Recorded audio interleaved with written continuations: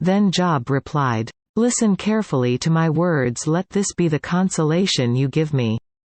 Bear with me while I speak, and after I have spoken, mock on. Is my complaint directed to man? Why should I not be impatient? Look at me and be astonished, clap your hand over your mouth. When I think about this, I am terrified, trembling seizes my body. Why do the wicked live on, growing old and increasing in power? They see their children established around them, their offspring before their eyes. Their homes are safe and free from fear, the rod of God is not upon them. Their bulls never fail to breed, their cows calve and do not miscarry. They send forth their children as a flock, their little ones dance about. They sing to the music of tambourine and harp, they make merry to the sound of the flute. They spend their years in prosperity and go down to the grave in peace. Yet they say to God, leave us alone. We have no desire to know your ways. Who is the Almighty, that we should serve him? What would we gain by praying to him?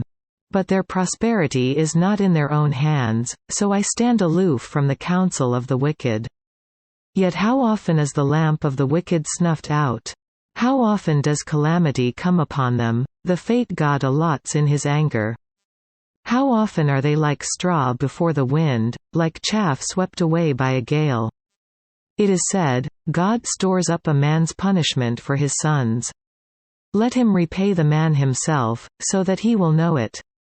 Let his own eyes see his destruction, let him drink of the wrath of the Almighty. For what does he care about the family he leaves behind when his allotted months come to an end? Can anyone teach knowledge to God, since he judges even the highest? One man dies in full vigor, completely secure and at ease. His body well nourished, his bones rich with marrow. Another man dies in bitterness of soul, never having enjoyed anything good. Side by side they lie in the dust, and worms cover them both. I know full well what you are thinking, the schemes by which you would wrong me. You say, where now is the great man's house, the tents where wicked men lived? Have you never questioned those who travel?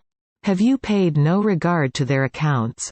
That the evil man is spared from the day of calamity, that he is delivered from the day of wrath? Who denounces his conduct to his face? Who repays him for what he has done? He is carried to the grave, and watch is kept over his tomb. The soil in the valley is sweet to him, all men follow after him, and a countless throng goes before him. So how can you console me with your nonsense?